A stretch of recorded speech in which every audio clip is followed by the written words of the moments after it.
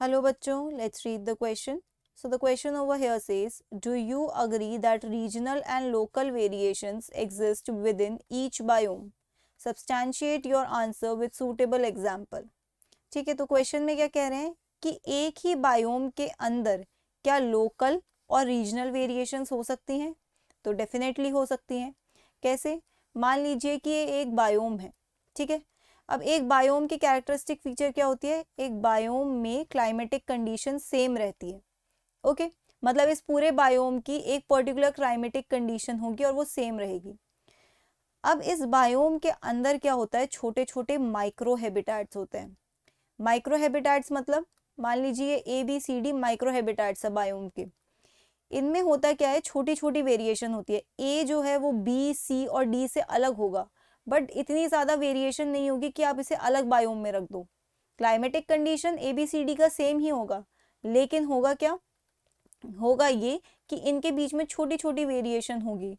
Locally climate के लिए यहाँ पर जितना भी फ्लोरा एंड फौना है अडेप्टेड होगा। मान लीजिए जो C का फ्लोरा और फौना है, ठीक है, C हैबिटेट में जो फ्लोरा और फौना रहता है वो थोड़ा सा अलग होगा D वाले से। क्यों?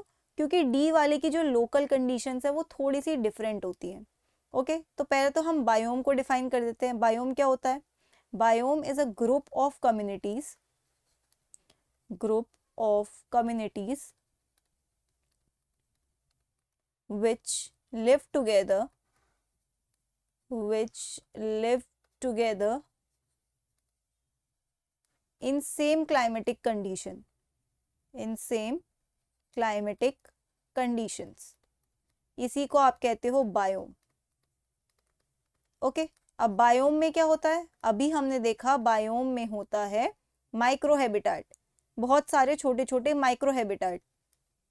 Within each biome, within each biome are small microhabitats, small microhabitats which have their own, which have their own local environment। ठीक है, वो एनवायरमेंट में जो डिफरेंस होगा वो ज़्यादा नहीं होगा, ABCD के बीच में ज़्यादा डिफरेंस नहीं होगा, बट या उनका अपना एक लोकल एनवायरमेंट होता है। And flora and fauna, flora and fauna of these microhabitats, of these microhabitats are adapted for these local environments, है ना। हर एक फौना और फ्लोरा इन छोटे छोटे माइक्रो एनवायरमेंट्स के लिए क्या होंगे? अडेप्टेड होंगे। और यही रीजन है किस चीज का? यही रीजन है आपके लोकल एंड रीजनल वेरिएशंस का with in each biome. Regional variations with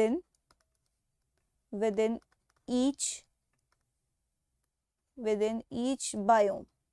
okay, अब एग्जाम्पल के लिए हम क्या करेंगे? एक बायोम ले लेंगे, ठीक है।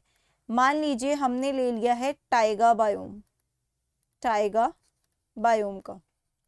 ओके, इसी बायोम को आप नॉर्थ अमेरिका में बोलते हो boreal biome, boreal biome. Okay, just एक उसका दूसरा नाम है किसी और जगह पर। आप इसको बोरियल बायोम भी कह सकते हो, या फिर आप कह सकते हो इसको स्नो डेजर्ट टाइप में, सॉरी स्नो फॉरेस्ट टाइप में, स्नो फॉरेस्ट। ओके, अब आपको टाइगा बायोम में क्या देखने को मिलता है? देखिए, टाइगा बायोम में अलग अलग टाइप की ट्री स्पीशीज होती है, ठीक है, अलग अलग टाइप की ट्री स्पीशीज होती है। बट होता क्या है? अलग अलग जगह पे अलग अलग डोमिनेंट स्पीशीज है। फॉर एग्जाम्पल अगर हम बात करें नॉर्थ अमेरिका की, ठीक है, जहाँ पे इसको बोरियल बोलते हैं या स्नो फॉरेस्ट बोलते हैं, तो नॉर्थ अमेरिका में आपको मिलेंगे mostly spruce. Okay, spruce vegetation मिलेगा। ओके, अब अगर हम बात करें फिनलैंड की, तो यहाँ पर आपको बेसिकली जो आप कहोगे ट्रीज की स्पीशीज मिलेगी वो आपको मिक्स मिलेगा एक तरीके के, यहाँ पे स्प्रूस भी होगा, ओके, पाइन्स भी होंगे और बर्च भी होंगे, बर्च वेजिटेशन। ओके, नेक्स्ट अगर हम बात करें आपके साइबेरिया की, साइबेरिया, तो साइबेरिया में आपको मिलेंगे लार्च।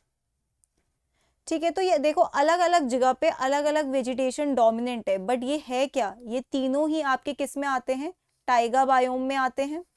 ठीक है, इधर की क्लाइमेटिक कंडीशन एक तरीके की होगी, लेकिन देखो नॉर्थ अमेरिका में कौन सा है डोमिनेंट, स्प्रूस।